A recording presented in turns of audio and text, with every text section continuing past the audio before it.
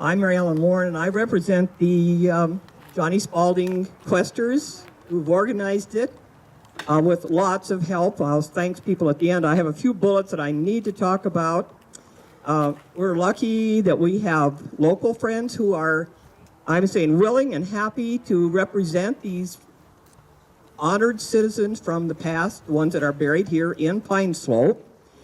And it's just quite a job because they have to research, they have to remember or read, whichever it happens to be. So we thank them very much. The other thing that we have a change in our advertised posters. Catherine Giacometto just couldn't make it this year, but she's promised that she will make it next year, provided we have one, and we hope we will. So we start planning early in the year, and we welcome any suggestions that any of you might have for people to be represented, to be portrayed. And if you give any of the questers an idea for that, let us know. Leave a note at the library or the museum saying cemetery, whatever, and we'll get it. We also have a chance for you to be an actor or a portrayer. If that's within your comfort zone, we'd be glad if you'd volunteer for that also. Same thing. Let us know, or let us know somewhere at the museum or the library. They've been so good about helping us. The other thing we did put down that we really would welcome any little small donation. And if you wanted to do the same thing with that, put that at the museum or the library. We've been really good for 3 years, but we do have advertising expenses, so that would be a nice thing to do. I'd like to thank the city workers who have helped a lot. I better have a note or I'll forget. The Arts Council provided us with a speaker system last year. The library, the museum have been great for research, and those who came early to set up the chairs. And I think at this point, I will let my first visitor come up and introduce himself.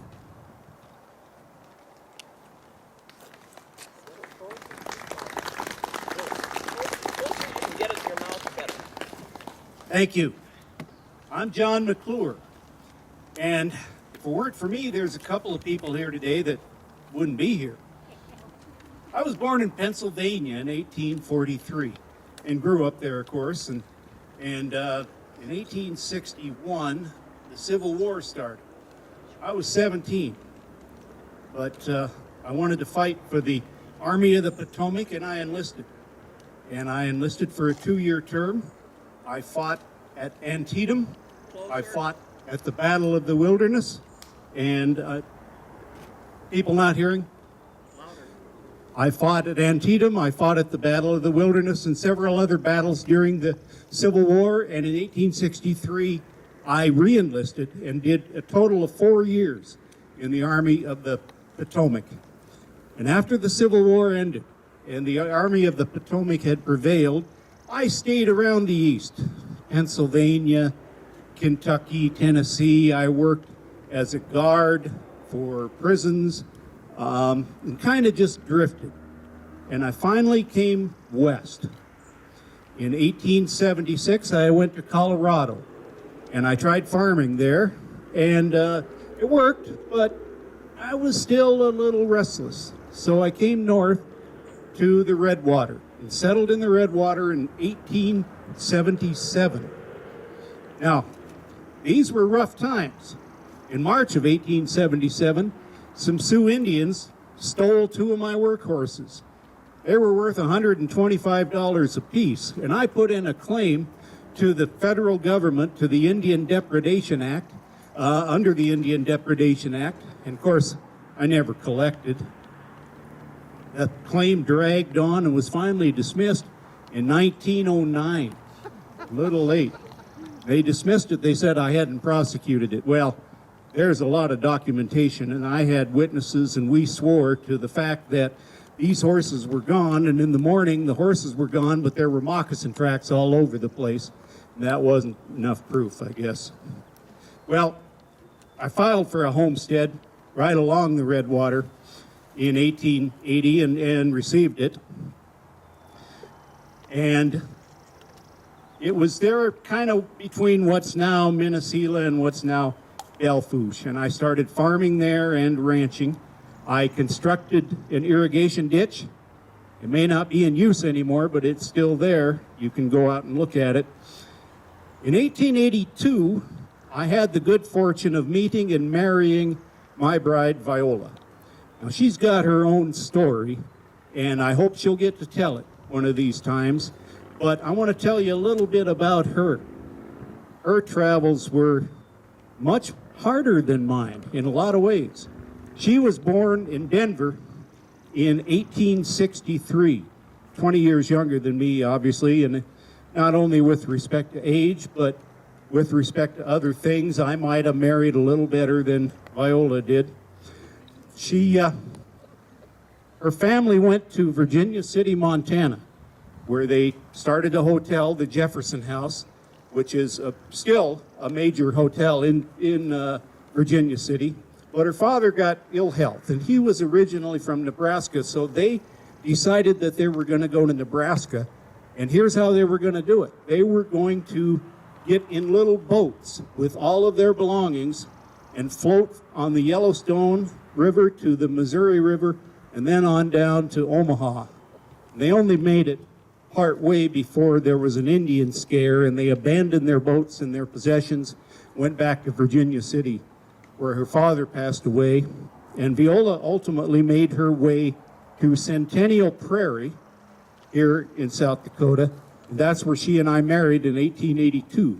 She was a teacher when I married her, and she was always a strong woman. I'll mention a little more about her later. Well, in the 1880s, as I said, I constructed that irrigation ditch, and we tried to get the town of Minnesota going. Now, I was never a hero. I was never a major civic leader. I always just kind of did my duty.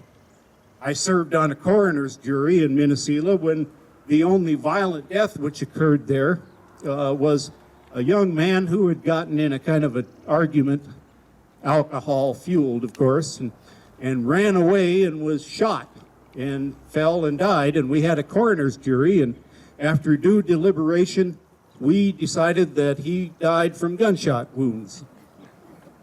Nothing ever came of it. It wasn't a murder. It was kind of an accidental thing. He failed to identify himself, and so he was shot. Now, Viola and I were in Minnesota and active. Viola was, I'm proud to say, the president of the Minnesota chapter of the Women's Suffrage Association in Minnesota as late as 1898. In 1885, I registered the first brand in the territory of Dakota. It is still in use. It is used for cattle, horses, and sheep, the McClure brand. In 1907, my health was kind of failing. I was able to go back east, back to Pennsylvania, back to the country of my youth, and what a wonderful thing it was to visit that, even though I love it here. But it was a wonderful thing for me to visit my home in Pennsylvania. Not wonderful enough to keep me. In 1908, I passed away at my home, the homestead that I had established in Minnesota, right on the bluffs overlooking the Redwater River. And I thank you for listening to me today. And now I'll give you our next speaker.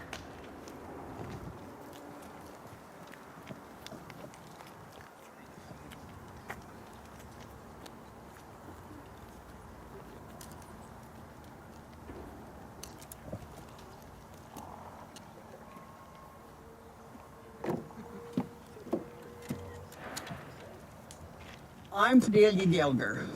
I was born October 14th, 1919, to Gertrude and Herbert Tope. I already had a brother and a sister, Emma Jean, and I and my sister were very close.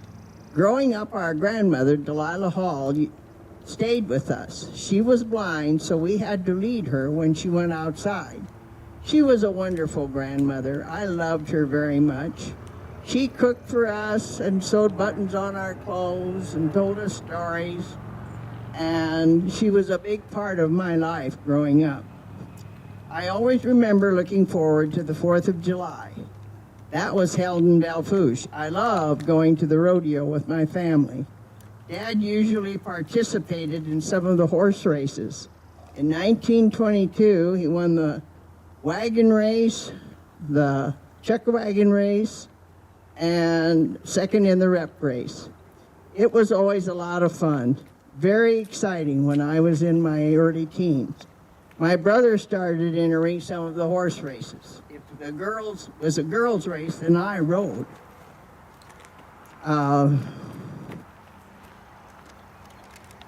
Then I started riding other people's race horses. But I was always fascinated with the trick riders. That was a dream. After I had attended teacher's training, my brother, mother, and my sister Rosemary and I went for a trip to Missouri. There was a saddle shop in Trenton, and he had a trick riding saddle on display. So I bought it for $50. So we came back home, and I had signed a contract to teach at the Colony, Wyoming school. So while I was busy with my teaching duties, Rosemary used my saddle and learned how to trick ride.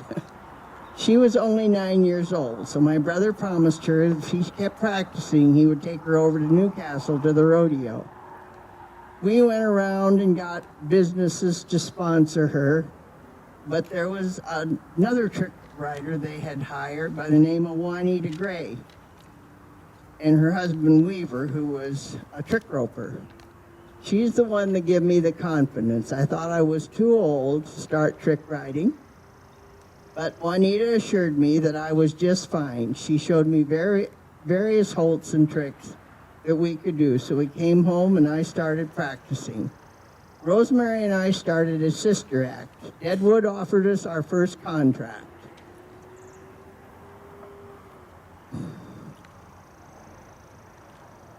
We rode at the Black Hills Roundup after that for several years. We worked for the Ben Powers, a stock contractor at that time, and we also traveled to rodeos like Wolf Point, Montana, and Grand Island, Nebraska.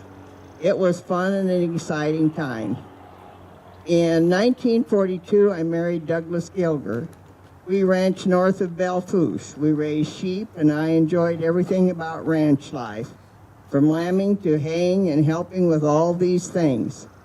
I and Rosemary also rodeoed during the summer. Our equipment wasn't like the fancy trailers you see today.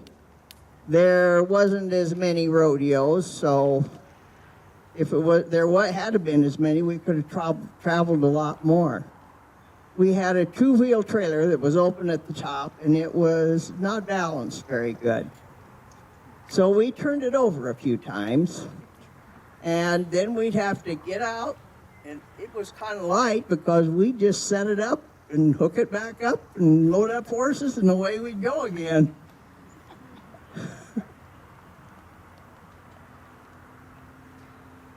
We turned it over once and busted out the whole front end. So I took the car and what was left of the trailer into Puckwauna, South Dakota. Rosemary rode her horse and led mine. And then the blacksmith there, he put it all together and we hooked it up and went back down the road. We were headed for Omaha, Nebraska. In 1949, I had my first child, Dusty Gilger. Rosemary had married Melvin Seymour, and that sort of was the end of the trick riding career. I had two more children, Gayla and Daniel. My children were very important to me. In later years, I became interested in the political area. I wrote many letters to the editor until they quit printing my letters. I guess they didn't agree with my philosophy. I enjoyed my family very much. It was always great to go to the celebration in Belle Fourche and take in a free barbecue and see old friends and visit. And I enjoyed it, and it was a great life. So, our next visitor.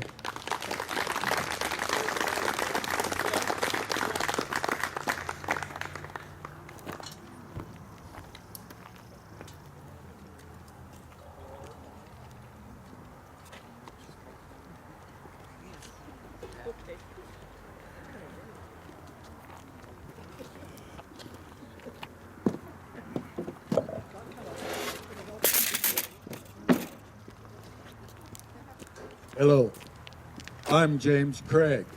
I was born October 3rd, 1862 on Witterley Farms in Scotland. My father, Matthew Craig, worked for John Clay III. And my story can't be told unless I also tell you a little bit about the Clay family history. Because between my father and I, we spent nearly 90 years in the service of the Clay family. In a book written about the Clay family, it was said that there was no one who had ever worked for the Clay family who was more respected or valued than Matthew Craig. It was my father who rode for the doctor the night John Clay Jr. was born. Wetterly Farms was where my father also met my mother, Mary Taylor, who also worked for the Clay family. The Clay children and the Craig children grew up together, more like family than as friends. So it wasn't any wonder once John Clay got settled in the United States, I wasn't far behind him. I arrived in the United States in 1884, whereupon Mr. Clay immediately sent me to the 71 Quarter Circle Ranch in Wyoming. At this time, there were a lot of Scottish investors who, when they would hear of a large ranch for sale in the United States, they would contact Mr. Clay, who would then go and inspect it and give it a yay or nay on whether they should buy it or not. If the answer was yay, Mr. Clay would purchase the ranch and run it for a profit, as he did with the 71 Quarter Circle. My first job at the ranch was putting up hay and building fences.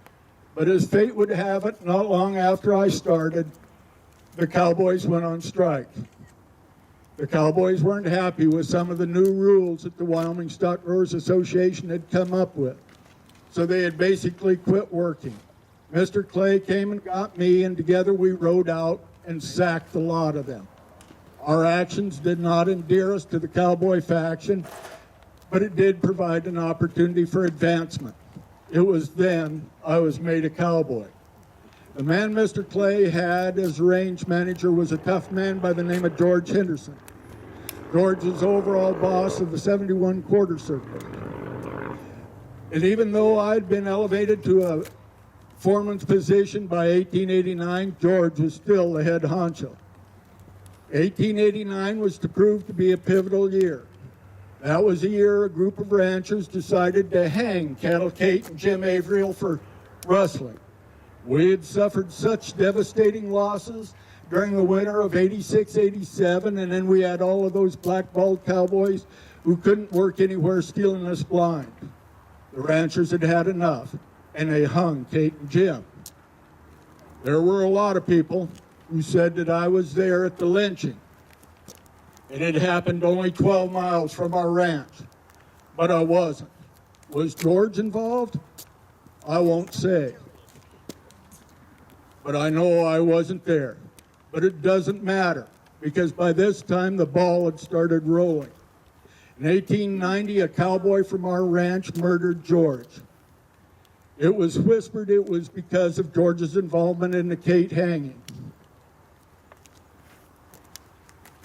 Because of George's murder, Mr. Clay then made me the new range manager. Tensions were extremely high across Wyoming at this time, and it wasn't going to get any better. In early 1891, a rancher from Newcastle was taken from his home and lynched. The main suspect in his hanging was a man by the name of Joe Elliott. In November of 1891, a group of men attacked Nate Champion at his cabin. Nate was successful in fighting them off this time, but two of his attackers were thought to be Nate Champion and Frank Canton. In December of 1891, Orley Jones and John Tisdale were both shot in separate incidences after they had left Buffalo. Frank Kenton was suspected in both murders. Later, I was to be called as a witness on Frank's behalf during an inquiry on Frank's involvement. During this unsettled time, Mr. Clay was the president of the Wyoming Stock Growers Association from before cattle gates hanging up to and through the entire Johnson County War. But when the actual invasion started, Mr. Clay was out of the country. He had returned to Scotland for a visit. I was not a part of the invasion, but I supported it. I was a cattleman, and I worked for Mr. Clay, period. The first order of business for the invaders was to kill Nate Champion and Nick Ray. Nate and Nick made a fight of it, and by the time the invaders got through with them, the citizens of Buffalo had been alerted and were heading out to do battle. I was in Buffalo at the time, and I could see that the invaders were going to get it handed to them unless they were warned. So I got out ahead of the townfolk and warned the invaders that they had better take cover, which they did at the TA ranch.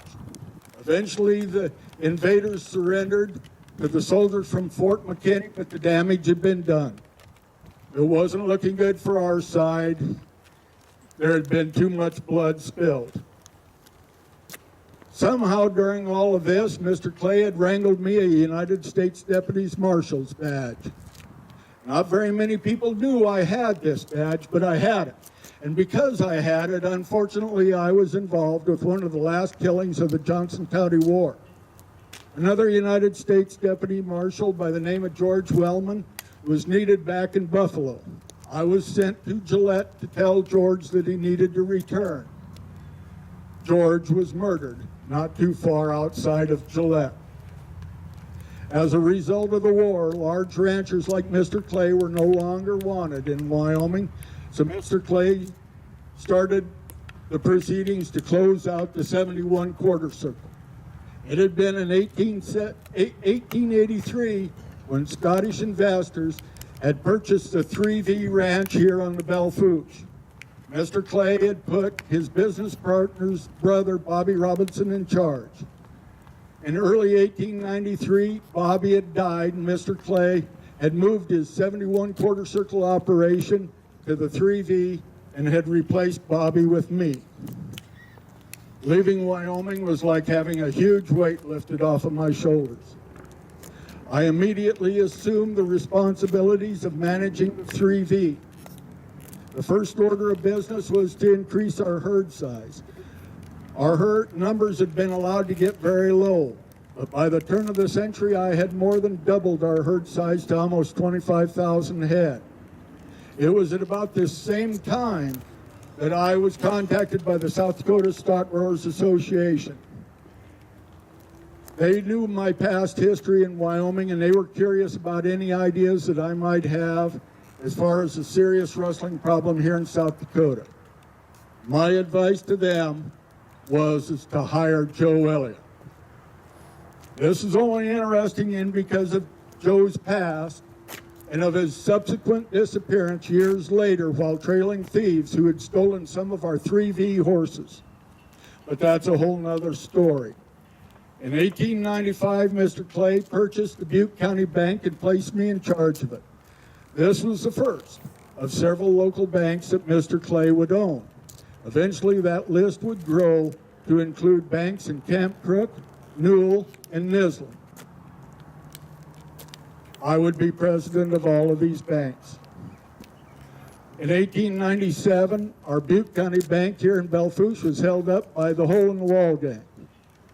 Now, many of you out here are already familiar with the story of our bank robbery, but I'll tell you a couple of things that you might not have known about our bank robbery.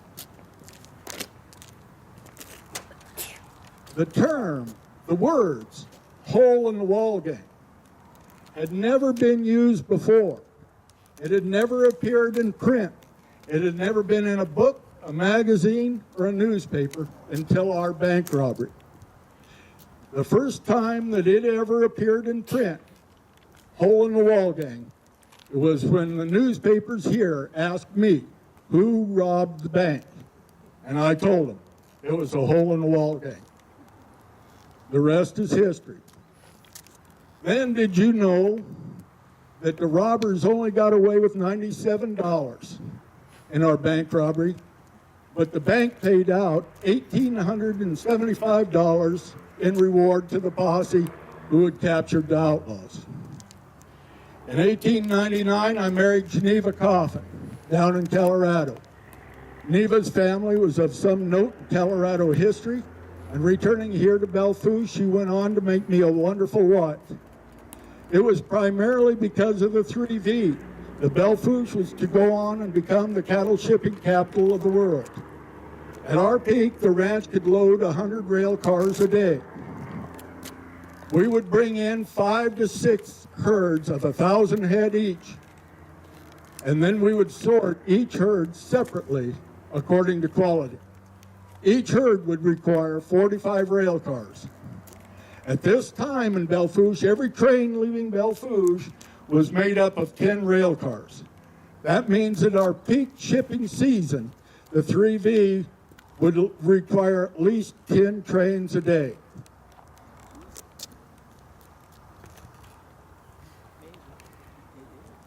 But nothing lasts forever.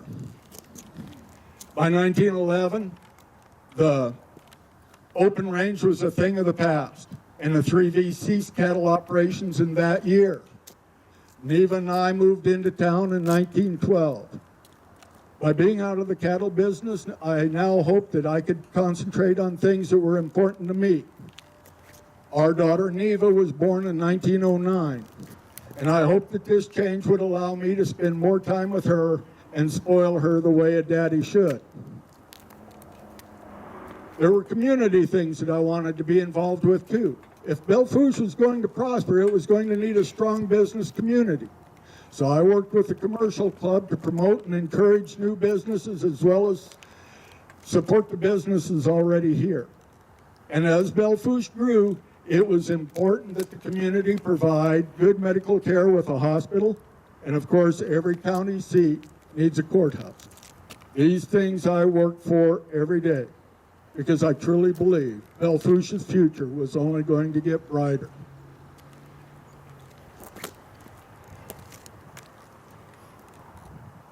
You might think that I already had enough on my plate, but in 1912 I was elected to the president of the South Dakota Stock Growers Association. I would serve in this capacity from 1912 until my death. I would become the longest serving president in the history of the South Dakota Stock Growers Association. During the Great War, I supported the efforts of the Red Cross with my time and my money. During one event that I was involved in, Belle Fourche was able to raise over $40,000 in one day. Not bad for a little cow town. During another event, we sold a month-old lamb for $5,400. Thought at the time to be a record for just one lamb, the president of the Red Cross wrote to President Wilson offering him this record lamb. Mr. Wilson politely declined. My involvement with the United States Experiment Farm in Newell and its programs made it possible for me to travel to Japan in 1918 and 1920 to promote grass forage and sheep experiments there. The 1920s were spent running my own modest little sheep operation, being president of both the Butte County Bank and the South Dakota Stock Growers Association, and serving on the board of directors of both the Swan Land Cattle Company in Chugwater and the Stock Growers Bank in Cheyenne. Towards the end of the 1920s, my health began to fail. I believe I was just worn out. I died at Rochester after a couple of operations, and Neva brought me home to Belle Fourche for my much-deserved rest. I might have been gone, but I wasn't forgotten. In 1963, I was inducted into the National Cowboy Hall of Fame. Thank you.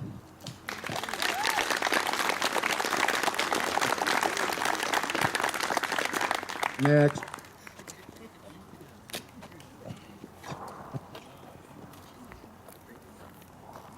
Good afternoon. I'm Gene Sly. I was a grocer for many years in this town. Originally born in Illinois, my family moved to Washington. Can't hear you. My family moved to Washington State and then to Belle. My father came down here originally to drill for oil. That being a slow business at that time, he bought the Arnold Brothers grocery store down on 6th and State Street. It was called the Wide Awake. I read once that the Wide Awake got its name from an early article about Belle Fourche in which the newspaper man said Belle Fourche was a wide awake town. And Arnold liked it. That's what he named it. My dad preferred Sly's Grocery. If you look at the east side of the building up towards the front, you'll still see the name is there. It's faded pretty badly, and that's in the stone building. My father ran that store until he retired, and what I did was go to Belle Fourche High School, graduated in 1926, went to the School of Mines in Rapid City for a time. Then I went over to eastern South Dakota, went to school there, met my wife, Florence Leslie. We were married in 1929. We spent a couple of years in Alaska, 1931, 1932.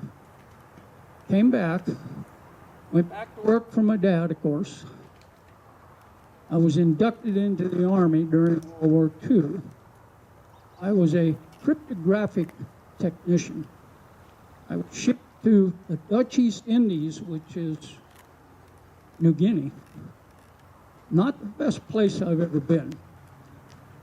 We knew we'd be there a long time, so I ordered a magazine subscription monthly. I got the first issue 12 months after I ordered it, and it had a notice that my subscription had expired. I was going through the magazine anyway, and my gosh, there was an ad in there from a fella in Belle Fourche, South Dakota, who sold inflatable rubber boats. So I had a sense of humor, I thought, so I wrote him a letter, and I said, I don't know if I have the money to do this. I've got 9 million Japanese yen. And if that'll buy the boat, I'd sure like one over here real quick. All you need to tell me is whether or not it'll make a trip of 7,000 miles across the Pacific. I never heard from him either. After the war, I came back to Belle Fourche and entered the grocery business full time, and that is what I did for the rest of my life. We lived over on Maple Street, which now is just a little short stub of a street. Back then, Maple Street was Fifth Avenue, and we lived down. We had a couple houses there, and one of our neighbors was Rosemary McMahon, and Florence and I didn't have any children. Rosemary had 2 children. There were 4 others on that block, and one of my favorite things was to, on the 4th of July, shoot off fireworks. And we'd shoot them up noon, and we'd go until dark. I'd always save some back, and again on New Year's, we'd do the same thing. I had a lot of fun back then doing that.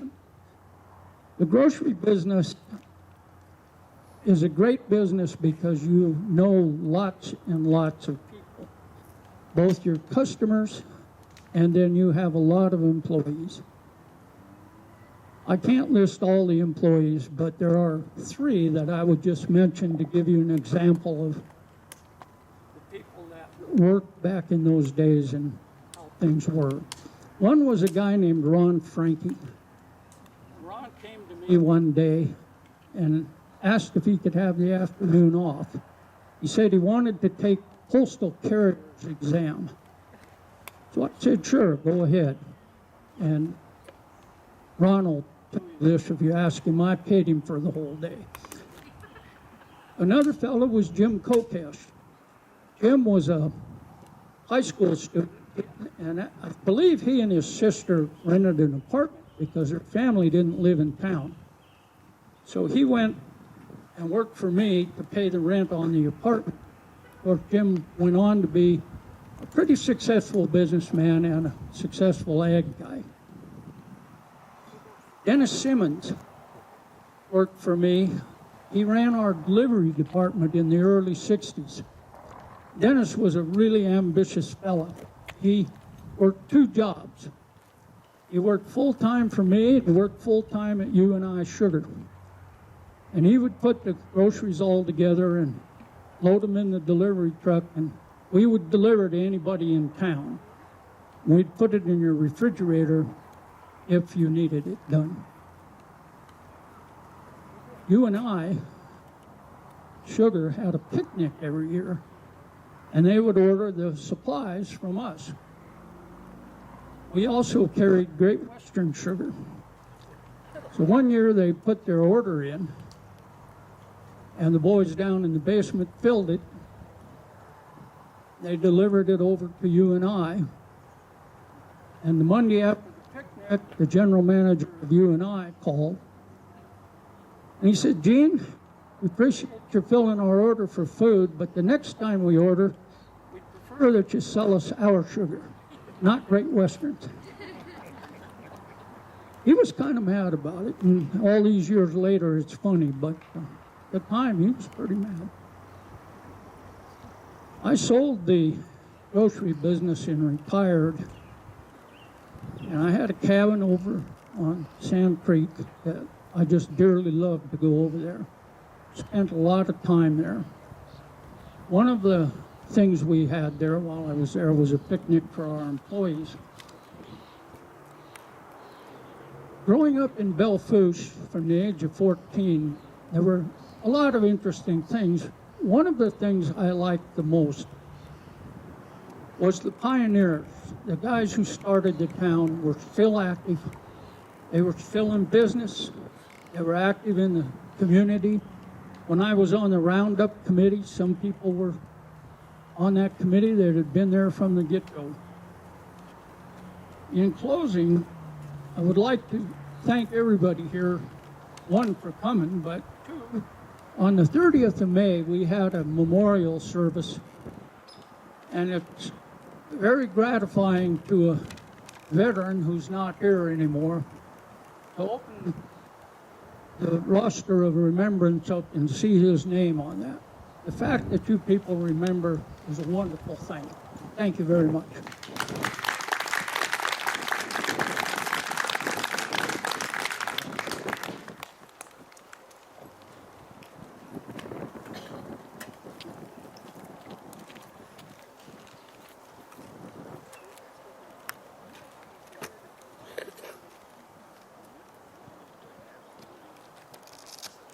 I don't know how you folks are doing sitting in that chair. But as I used to tell Rosemary McMahon, she always scolded me when I would walk my client's paperwork from the welfare office over to the courthouse and up those stairs. And Rosemary would say, "I could have saved you that if you just would have told me." And I assured her, you know, sometimes you just gotta fluff those pillows. And I bet you're feeling that way right now. I am Bertha Pick Barrett. You may call me Mrs. Barrett, please. I am 122 years old come the 16th of July. Not too bad, huh? I was born July 16th in 1894 in Attleboro, Massachusetts, and I was the eldest child of William and Louisa Glasgow Pick. Now, my father was a skilled silver craftsman, and his main work was in jewelry and silver flatware.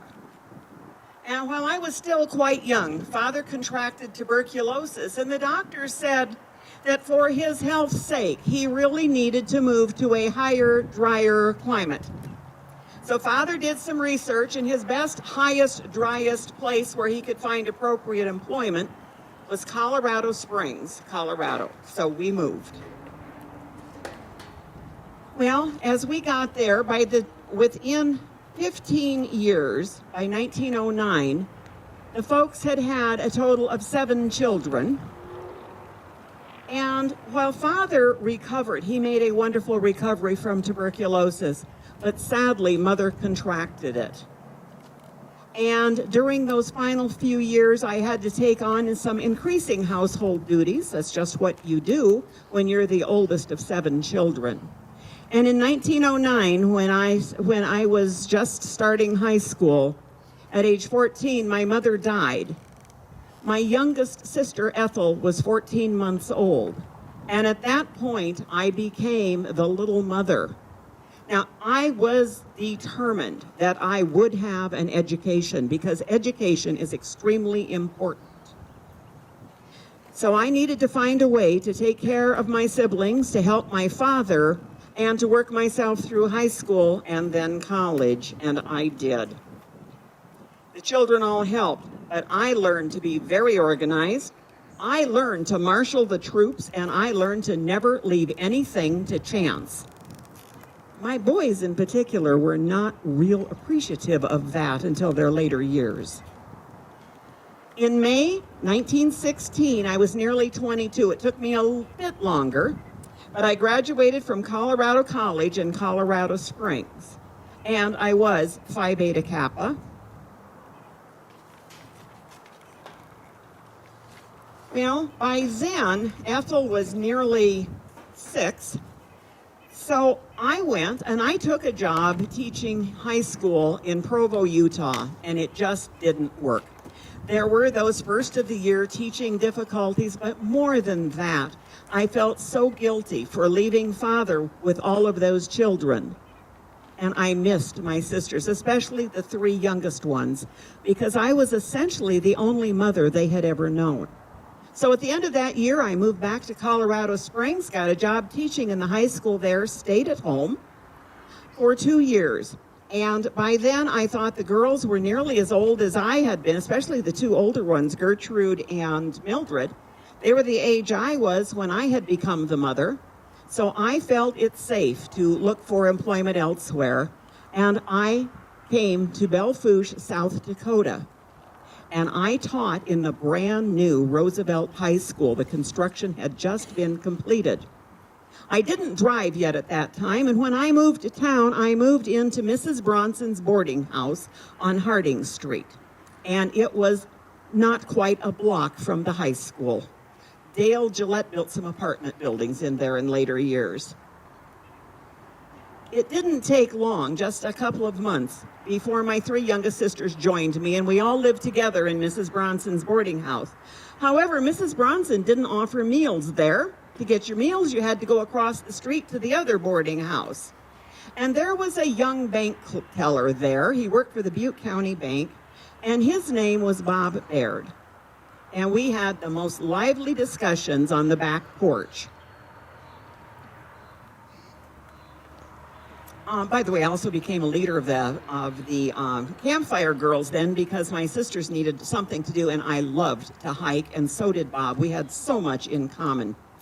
Well, in 1922, on May 29th, when I was 27 and 10 months old, I married Bob.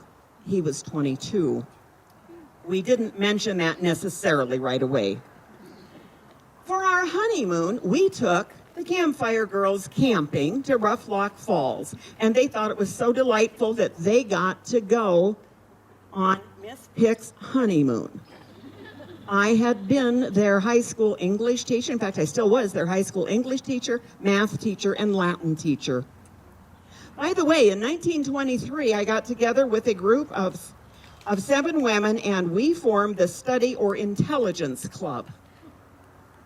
Apparently, they thought that was kind of high tone, so they changed it a bit to the Inquiry Club, and it is the oldest continuous service club in Belle Fourche. We were registered with the with the State Federation of Clubs until '56. Our dues were 25 cents, and if you missed 3 meetings, we dropped you from the rolls. We took on a service project each year, and we did relief work, and we started the Women's Civic League. And that continued until I was 30 and began having children. Stan was first. Then 3 years later was Emma Lou, and then another year was Ted, and 3 years after that, Bob was born. In about 1935, my husband became ill, and we couldn't find anyone that could figure out what was wrong with him. And we tried because he was so ill. In 38, I took him to Mayo Clinic. I started out to go with him, but Bob was too ill to do all of the driving. So on that trip, when I was 43, I learned to drive a car. When we got back, oh, by the way, I should probably mention that at age 43, I was also pregnant with Jim. We returned home still with no answers. Bob died shortly before our wedding anniversary. In fact, his funeral was on our 16th wedding anniversary. Jim was 2 months old. So there I was again. I'd already raised 6 children, and now I had 5 to raise on my own. When you go stop to see our stones down here, just right down here a bit, you will notice on Bob's stone that he was a private SATC. That was in the Student Army Training Corps. And it later became ROTC, but in those days, it was a short-term thing. The government, if you signed up for this, and you had to meet a lot of criteria for it about what your high school grades were and many things there, it was not particularly easy to get into. And you did 15 hours of drill a day, a couple hours of military and war science. They got to choose most of your courses for you, and you had to be in an appropriate measure. And as soon as you were finished with your classwork, you were in the Army, fully enlisted. When it was time to do Bob's stone, I chose the letters carefully because I wanted to be sure that my children would remember the important things. So it will tell you that he was in the military, and that's important, to serve your country. It will tell you that he graduated from the University of Nebraska. And by the way, all land-grant colleges were required to have the Student Army Corps. And it gives his date of death. I wanted my children to know that also education was very important. Now that summer and autumn when I was 44 and looking for a job, I really thought long and hard about going to California, because while the war hadn't quite started, there were good paying jobs. But when I considered that, I wanted to raise my children in this small town where everyone looked after one another. And that's when I got the job as the Butte County Welfare Director. Before I started that job, between starting that job and Bob's death, I called the children out onto the back porch for a conversation. And I told them that we were going to have to work together as a team and that we would have to turn over every nickel because things would be very tight. And from then on, I had no choice but to run the whole show with an iron fist. I tried having a couple of high school girls come in and board with us, and I soon discovered that Emma Lou was more help, and those high school girls, with Stan then at 15 and 16, it was just one more teenager in the house. So we gave up on that, and the kids picked up the pace. They were all very active in choir, in drama, and in football. Had Bob lived, those boys never would have been permitted to play football. But I felt it was my duty to go with Stan to his first game. And it was fine for a time.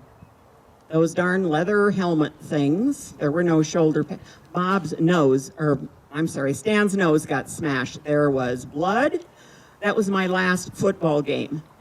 From then on, I listened to the radio and ironed while they played. All of the boys went on to get football scholarships, by the way. I also helped organize a Sunday school class. We were active, very active in the Congregational Church. I sang alto. I was the Sunday school superintendent for more than 20 years, and I was active in Red Cross in their relief program. I couldn't have done it except for my dear neighbors. Florence Stevens always had a ready hand and an ear. But really, Grandmother Glasgow always said, the family tree is worth bragging about if it has produced good timber. Let me tell you about my children.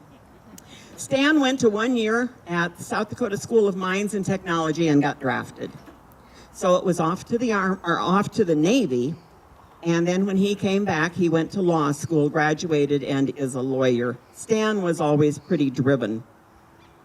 And then there was Emma Lou, the little mother. She went to Colorado College and majored in interior design and worked professionally as a designer, mostly in the Sioux City area. Unfortunately, or sadly, she never had children, and lung cancer took her life when she was in her early 50s. Now, Ted was the social one. And he gave me this list. That Ted is such a help. And he gave me these dates so I would be sure and be straight, because my memory just isn't as good as it was. And he said, oh, Mother, if you get mixed up, just twiddle your thumbs. You know how that calms you. And you can always say, well, it's just allosyphilis to me. He taught me that word, and it was one that I really enjoyed saying. Allosyphilis, I'll let you look it up at home. There wasn't much, I guess. We were so busy working, trying to keep things together. But one delightful memory, there was this nice young blonde girl at church, Mary Ann Wendelken, and Ted had such a crush on her. And he had asked me if on the last day of school, when school got out on that last day, if he could walk Mary Ann home. And I said, well, certainly. I think you'll probably want something for a snack. So I fixed cookies and oranges for them, and they set out. I should mention, Mary Ann's parents had Wendelken Dairy at the bottom of Redwater Hill. She was such a delight. And later on, she helped me with the Sunday school children, and we made clay dinosaurs as they learned their history. Now, Ted's first job tied into that Wendelken Dairy, too, because they did deliveries, and Ralph Brown ran their delivery route for them.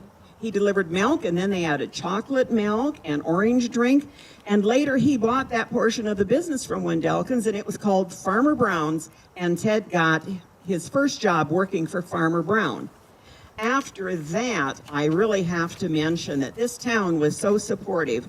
There were always people helping with my boys, and every one of them was given a job at the wool warehouse that Schuft and O'Connor had. And that helped a great deal. They knew they could count on that. Now, Bob was my bashful son.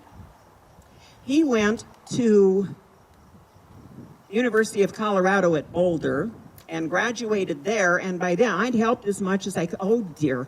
Ted wanted me to be certain that I told you how the children were able to go to college.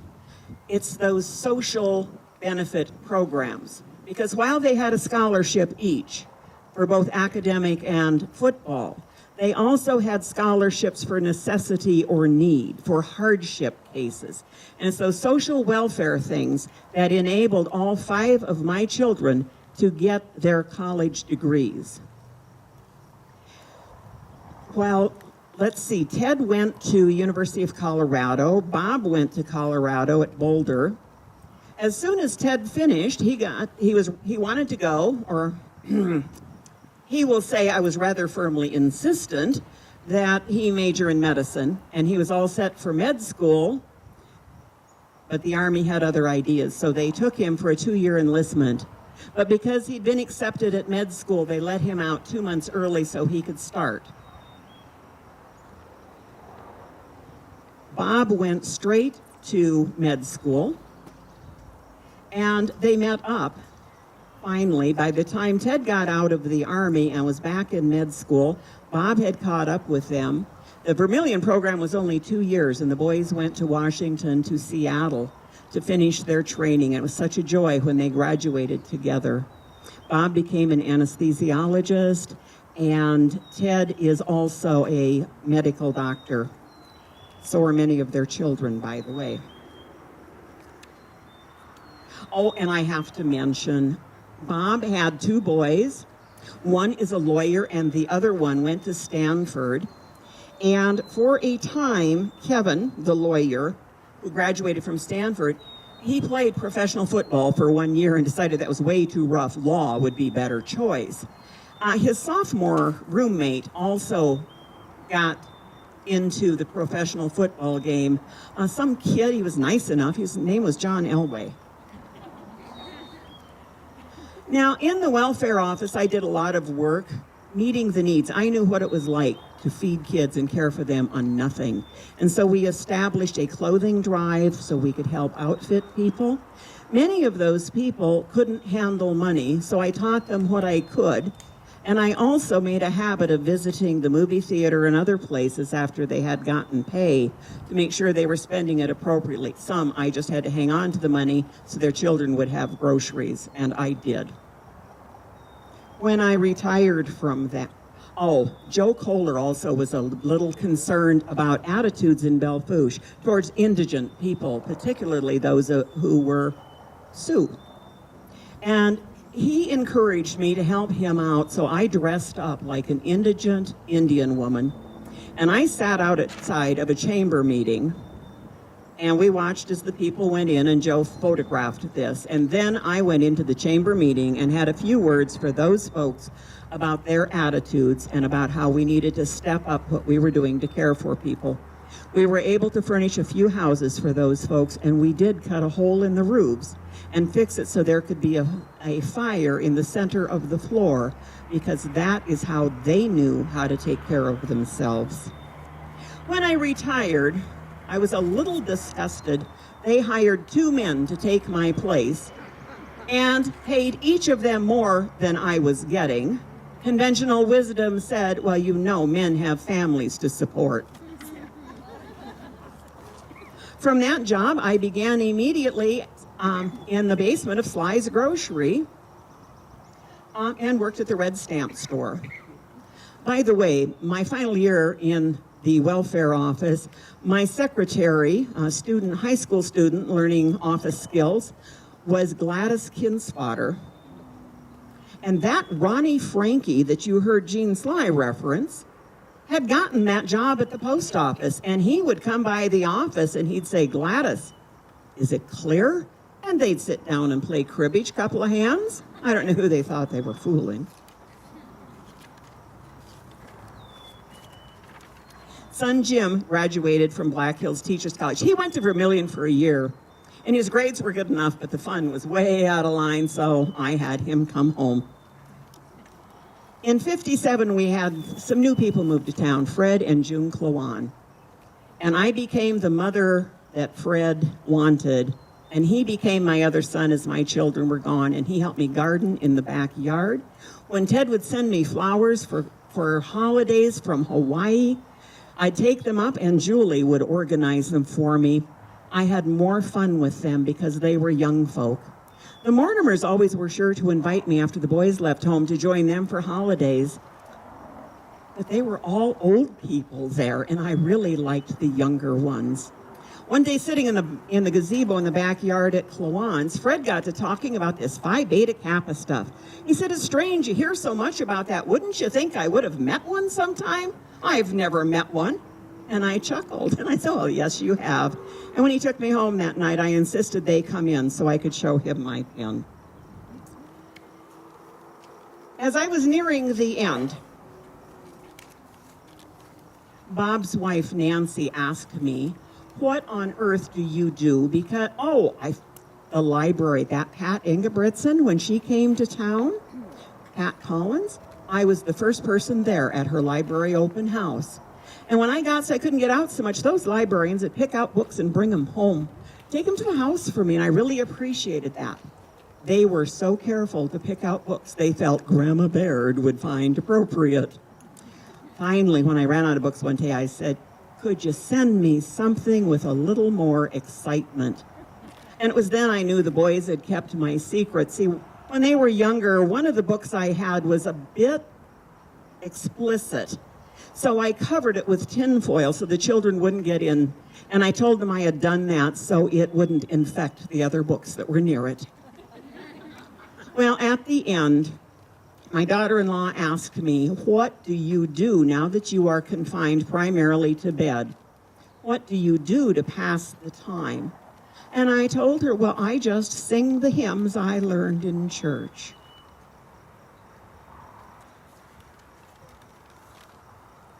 When through these hills and forest glades I wander, and hear the birds sing sweetly in the trees, and sings my soul, my Savior God, to thee. How great thou art, how great thou art. Remember to take care of one another. Our next visitor.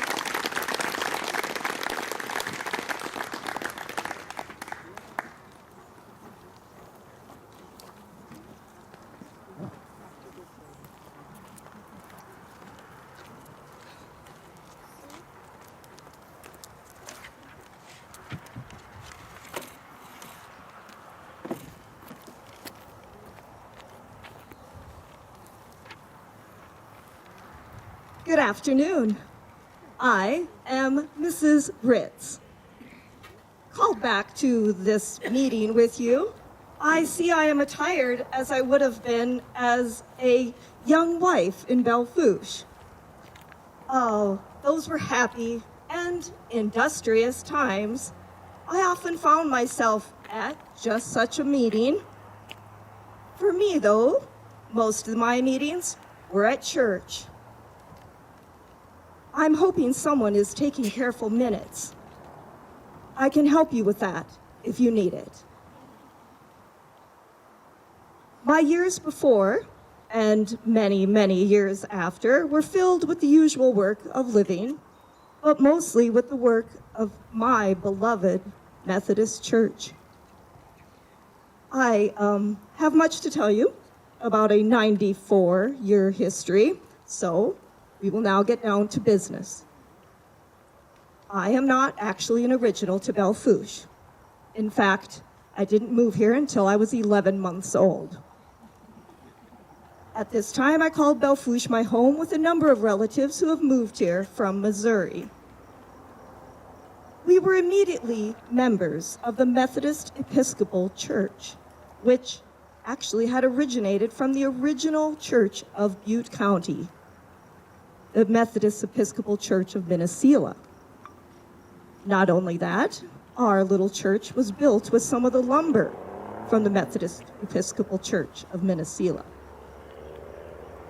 The church was dedicated in 1894, so it was only 7 years older than I when we arrived. The church at that time was heated with a big wood stove with a pipe that went high into the ceiling, and it was lighted by kerosene lamps. My education in Belle Fourche Public Schools eventually took me to the University of South Dakota in Vermilion, and then I was a teacher at Sand Creek, Wyoming, and a substitute teacher in Riggs High School in Pierre. I was also head of the children's department in Pierre's Public Library. Sadly, my mother passed away in 1928, and I returned to Belle Fourche to be with my father. At that time, I went to work for Mr. Seth Smith, a cousin of mine, at S.G. Smith Jewelry. And later, I married my husband, Mr. Ritz, who we all knew as Dinty. He was a barber in Belle Fourche, and we made our home on Harding Street. We had one son, John, whom we called Jack. Outside of home and family, the work of the church was truly my calling. I grew up in the life of the church, developing a strong loyalty to it. I became a member of the Methodist Episcopal Church when I was 12 in 1913, and I remained a member my entire life.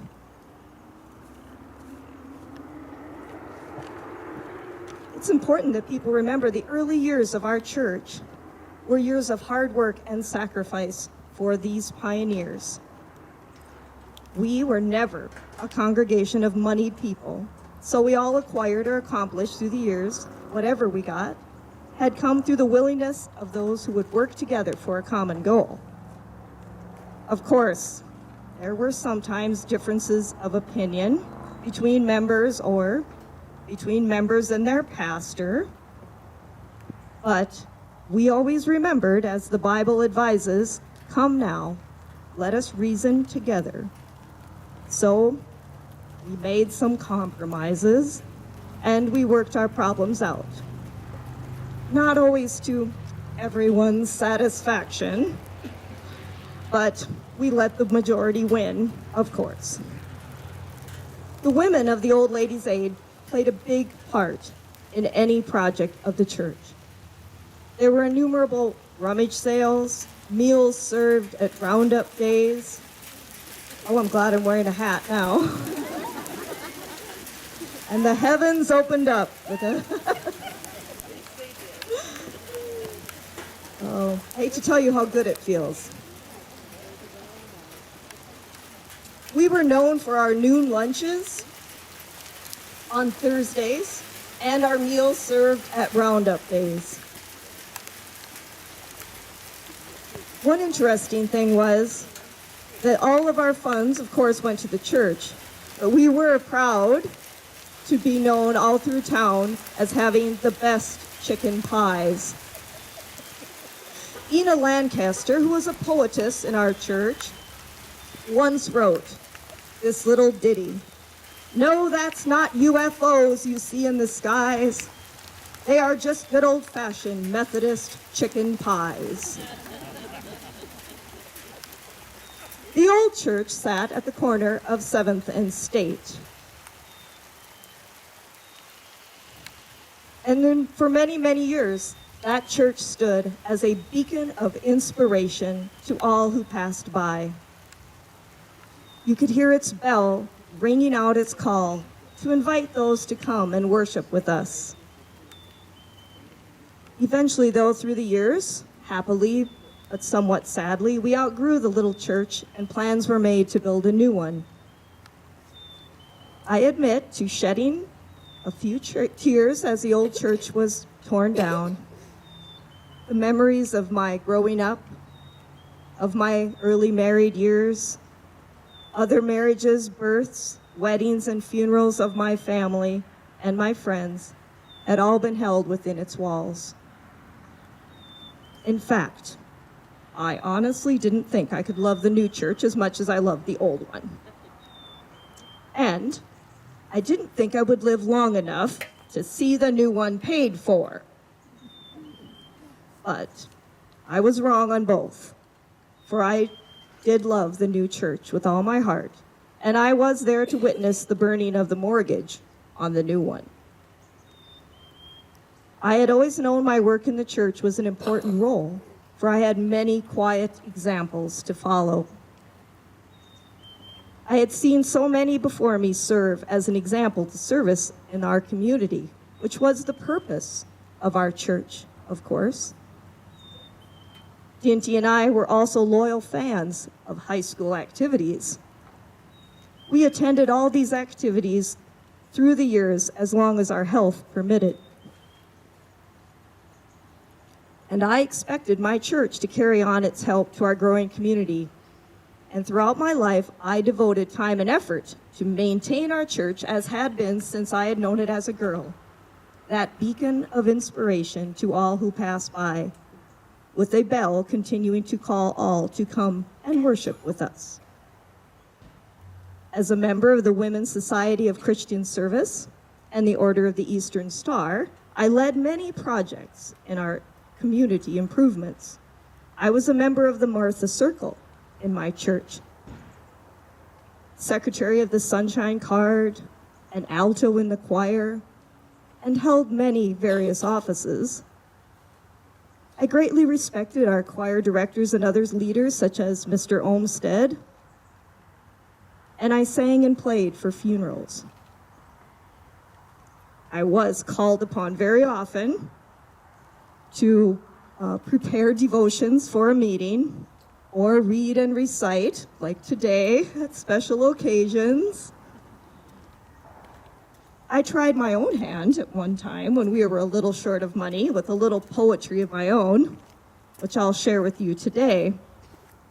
The members of our WSCS group enjoyed it, as it was a call for fundraising that I entitled The Tale of a Dollar, or How She Done It.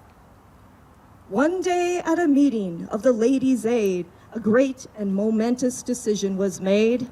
$1 per person would have to be earned. To suggestions and ideas, we quickly turned. I thought and thought for some clever way and finally decided to make the old Chevy pay. A taxi I'd run in my neighborhood, if each paid a nickel, as surely they would.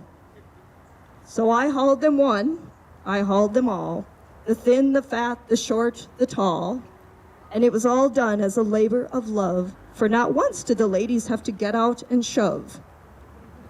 The nickels came slowly, one by one, until they made up the must-needed sum. So here's the $1 you see I've made, and I done it all for our Ladies' Aid.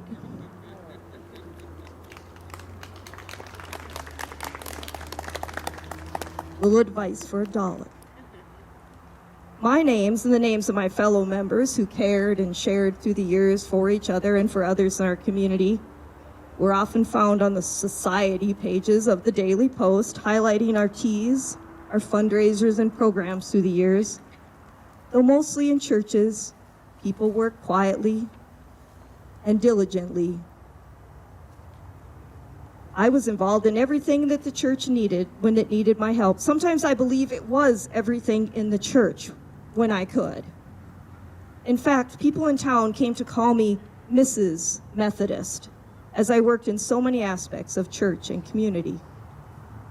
Some may wonder what it means to live nearly 100 years. Most amazing in my eyes were the changes in my city of Belle Fourche, which in my 9+ decades progressed from a small cow town to a busy, industrious trading center. I stayed active through my years, especially still with my church, and also watched others take on the roles that once were my duty to fill. One special family member who also devoted her life to the life of Belle Fourche, schools, churches, and communities was my cousin's daughter, Jean Claire, who just recently joined the role of Saints in Heaven. In my lifetime, I was present as a toddler to celebrate the 10th anniversary, to celebrate the 50th anniversary 1 year late because of the war, the 60th anniversary, and then at the 85th anniversary, I was asked to speak, as I am today, and we proudly burned the mortgage of our new church. I was even in attendance at the 100th anniversary of my beloved church on July 3rd, 1994. All who know me know that I'm a bit of a poetry buff, and I often incorporated poetry into programs. One of my favorites is by Rudyard Kipling, An Artist's Conception of Heaven. It is entitled When Earth's Last Picture is Painted, and I feel it's a very appropriate place here today to recite that poem. When Earth's last picture is painted, and the tubes are twisted and dried, when the oldest colors have faded, and the youngest critic has died, we shall rest, and faith we shall need it. Lie down for an eon or two, till the master of all good workmen shall put us to work anew. And those that were good shall be happy. They'll sit in a golden chair. They'll splash at a 10-league canvas with brushes of camel hair. They'll find real saints to draw from, Magdalene, Peter, and Paul. They'll work for an age at a sitting and never be tired at all. And only the master shall praise us, and only the master shall blame. And no one will work for the money, and no one will work for the fame. But each for the joy of the working, and each in his separate star will draw the thing as he sees it, for the God of things as they are. It was in that year of the 100th celebration of my beloved church home that I passed away, present at my final service in the Belle Fourche United Methodist Church on July 27, 1994. Thank you. I am ready to check your minutes.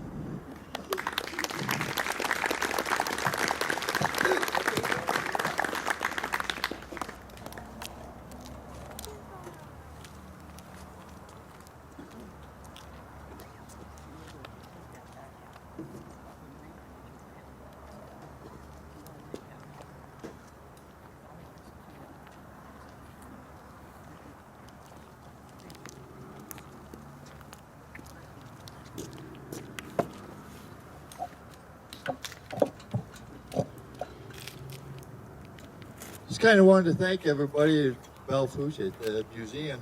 They kept my coat for me. A little warm today for me to wear, so I'm just gonna go without it.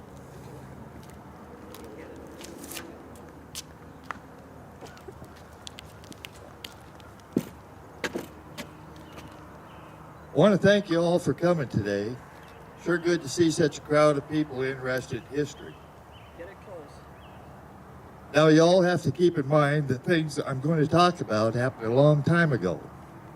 I may not get all the dates just right, but I'm telling the story to the best of my recollection. My name is Hiram Clayton Hands. Most folks call me Hi. Some say I'm a pioneer of Belle Fourche, but I don't know about that. I came to Belle Fourche in a roundabout way, as most of us did back then. I was born in 1867 in Pennsylvania. The Hans family came to Pennsylvania in 1754. After the War of the Rebellion, you might call it Civil War, times were hard. My dad and mother finally packed us up, the family. There was 9 of us kids, 6 boys, 3 girls. And we moved west, settling in Kinsley, Kansas in 1880, where Dad ran a hotel. Town life back then didn't suit me, and I couldn't have been more than 14 when I took off on my own. First to Oklahoma, later to Texas. Not unusual in those days for a youngster to get all fired up and head out to be a cowboy. I came to this part of the country in 1885, when the only state in the tri-state area was Wyoming. Why Montana was just a territory.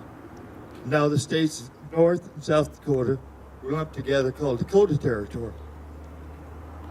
It wasn't until 1889 that Montana, North Dakota, South Dakota became states. And the town of Belle Fourche wasn't even started until 1891. Oh, speaking of Belle Fourche and the Cowboys.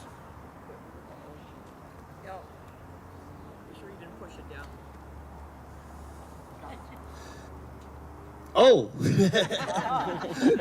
figure out how this works. Speaking of Belle Fourche and the Cowboys, you've all seen the movie The Cowboys with John Wayne, haven't you? Yep. Well, if you haven't, you should. That's a darn fine movie.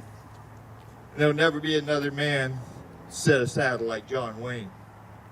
But that movie had one big mistake in it. They had those boys herding cattle to Belle Fourche before Belle was even a spark in old Seth Bullock's eye.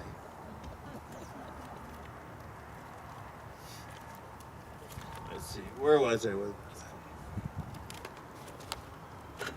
Oh yes, I came into the Montana Territory with those wild longhorns from the range of Texas. I was 18 years old and had signed on as one of the Cowboys' trailer herd of XIT cattle. Some say that they called it the XIT, 10 in Texas, because the ranch covered 10 counties in Texas. A huge ranch covering close to 3 million fenced acres. Now you might wonder why a ranch that big would herd cattle up to Montana Well, at that time, about 1884, there was a big drought in Texas. And Montana then shipped them off on the railroad for a good price. That worked good for a few years. But then came the Montana winter, 1886, 1887. It was the worst on record. By then, there was over 500,000 cattle grazing in Montana. The temperatures in Miles City was recorded at 60 below that winter.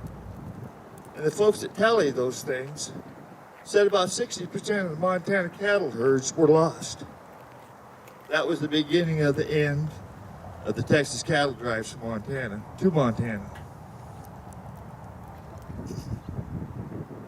I ended up working for the Fork Lightning Ranch on the Little Missouri for about 10 years, breaking horses, herding cattle, and even becoming the outfit boss.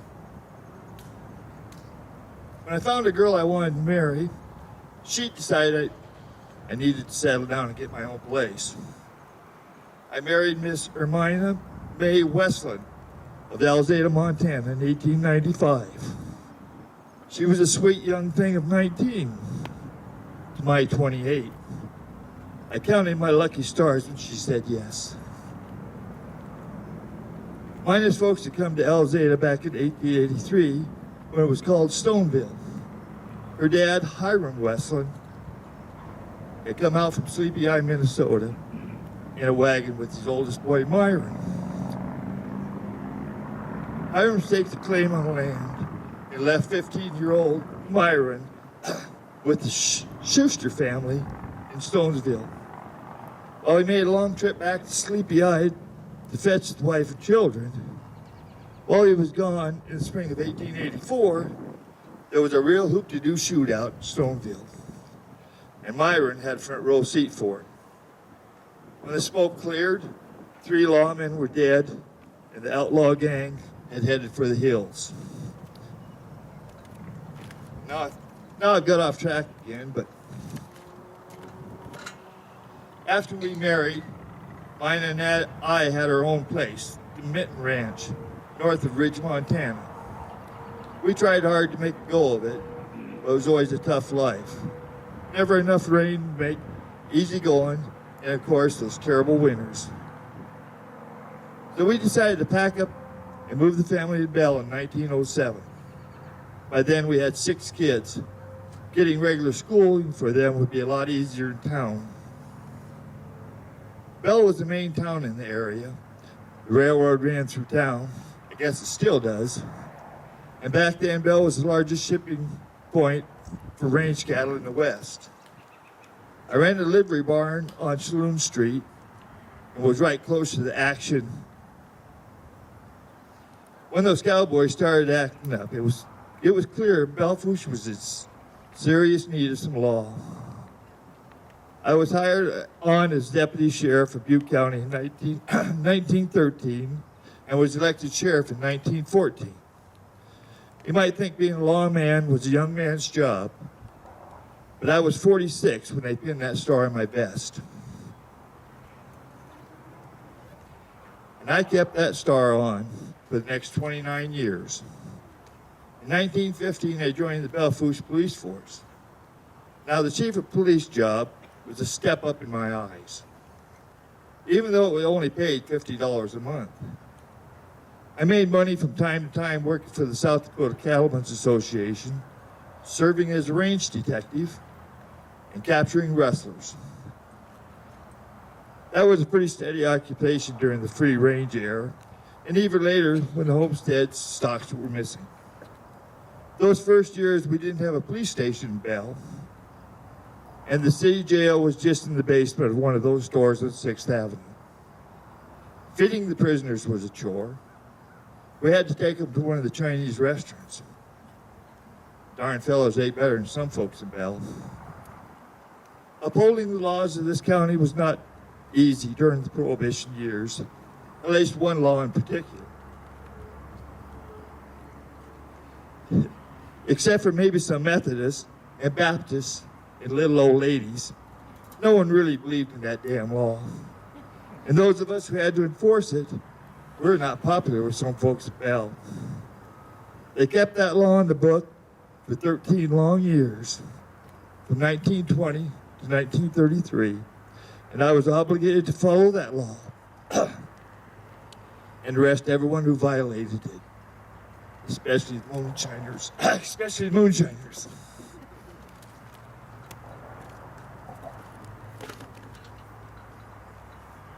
You might think they only made moonshine down south, but believe me, they made plenty of it right here in Butte County. That part of my job was pretty thankless, but steady, until people come to their senses and repealed that law. No matter who was running the town, I got along with them. I served on the Belle Fourche police force for 27 years. And even after I turned 75 and retired as the chief of police, in 1942, I kept check on Herman Park and helped the kids across the street to get to school safely.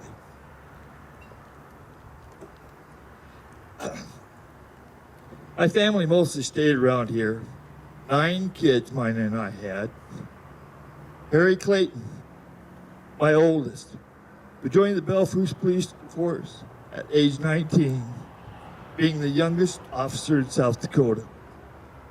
Harry gave up police work and ranched with his wife Daisy for 32 years, and then moved back to Belle in 1949. When he moved back, he signed on again with the police department, serving as the police chief in Belle for the next 10 years. Next was Pearl Leroy. We called him Toots, but I won't tell you why. Then 2 were lost before their time. Sidney, poor boy, he got diphtheria and died young. Then there was Bert, who died in a car accident the day before his wedding. That was a real sad time. Next, our only little girl, Ethel, who ranched with her second husband, Jack Waite, north of Belle. John Meredith was the last kid born in Montana for us. The last 3 kids were all born in Belle. Hiram Riley, nicknamed Lowell, William Edward, and Ralph Westland.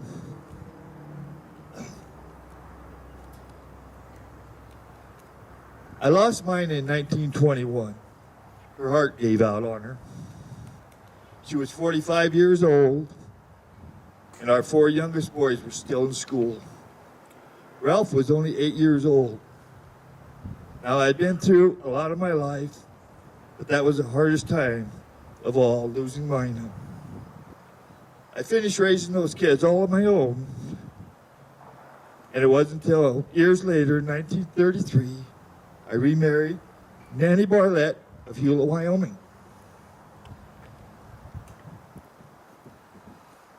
After my life ended in 1950, at the grand old age of 82, I was laid to rest right here in Pineslope among my family and friends, and I couldn't think of a better place to be.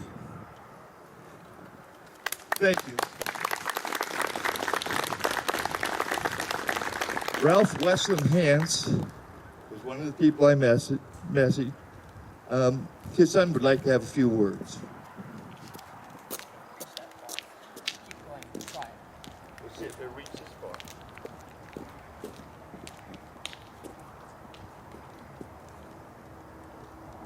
Thank you. Thank you. I apologize to Orrin there. I didn't get back to him quick enough to get this in print. So he asked me to read it. I'll be up close. Yep. A lot of these people would worry about me being up close with them because I had red lights on my vehicle for 40 years. I finally found Grandpa homestead at Mountain, Montana, and Belle Creek. The cabin was gone, but the path to the creek was still visible. My sister over here was with us at that time. Also, there was a headstone there and a burial of a young lady that was killed when her horse sprinked away and ran into a low branch on the tree by the house. Her burial is right there. where Grandpa's house was. Grandpa helped the law catch the horse thief that lived near him over there in Montana. And when they did find him, he run off and took off, and the deputies followed horseback. He didn't come back.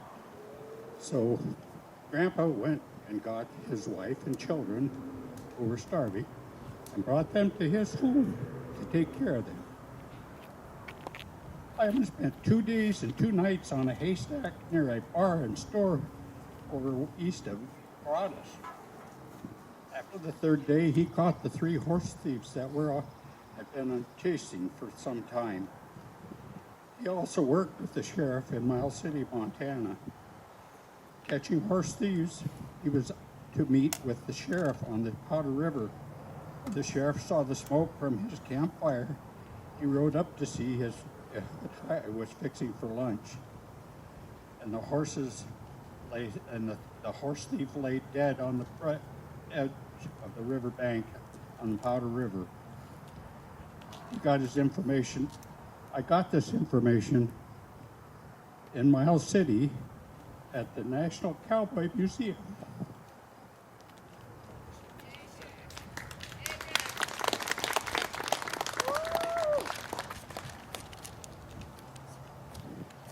I'm sorry I didn't get with Warren a lot quicker than this. One thing I'd like to tell you, when he was chief of police, he was introduced to the champion boxer, Joe Louis, who was visiting the rodeo in Belle Fourche. And the way that things worked in the city hall, colored people were not to be in Belle Fourche overnight. So Grandpa he drove Joe Louis in his patrol car to Deadwood and found him a nice room to stay in.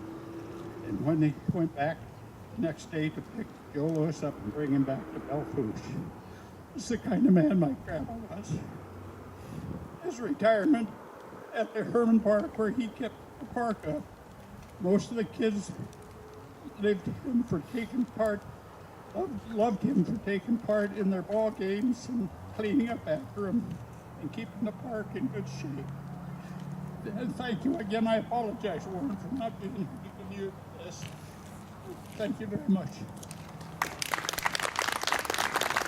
Thank you, Jack. We got just a couple more things to say here. Okay, hi. Glad old high hands can still run. I know I can't. I would like to thank all of you, and I have forgotten a lot. But if you look around, there are balloons on the graves of the people who have visited us today. And they are in different sections. This is A over here, that's B, that's C, D, and I guess you can find where they are.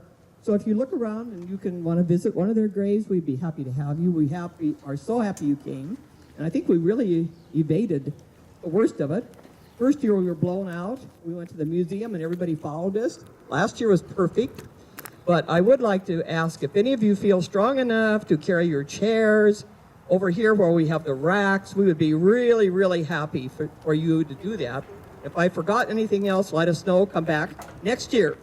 Thank you. 2 minutes. 2 minutes. That's all, I promise. She just mentioned if she forgot anything. Well, I did forget something myself. And one good thing about the afterlife is, you've always got time. You can come back and take care of it. Now, I mentioned that there were 2 people here who wouldn't be here weren't for me. And I also mentioned that I served in the Army of the Potomac. I was active in the auxiliary afterwards. My descendants have agreed to donate to the Tri-State Museum this original of my discharge from the Army of the Potomac in July of 1865. I was mustered out and I got my last paycheck, and this is the original. It's all wrinkled up because I carried it around in my pocket for years, but it has been preserved and it's now being donated to the museum, and we thank my descendants. Let's do a group picture of you guys. Yeah, you'll come back. And I apologize for keeping you longer. Do you think we should do a group picture?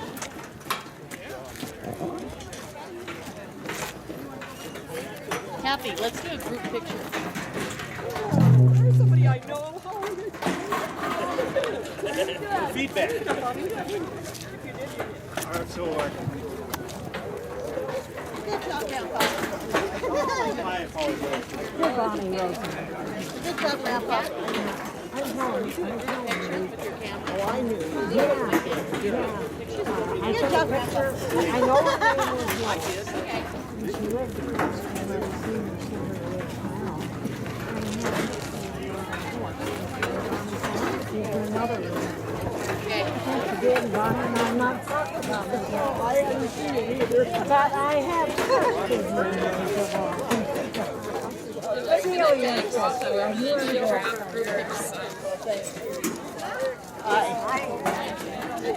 Oh, good. Holler at it.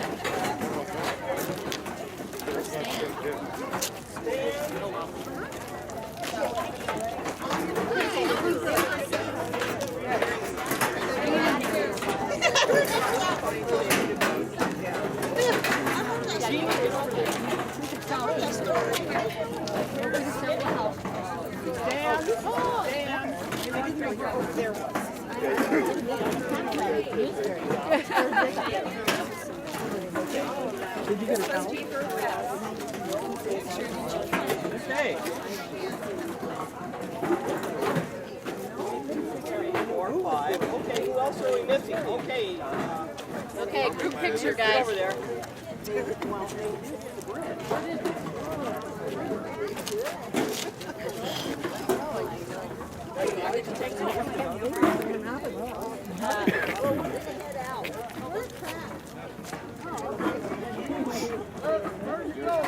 You made it through it. Who are we missing? Yeah, don't think I'll think that he said I'm gonna get off here. Kevin, when are we going to get some rain?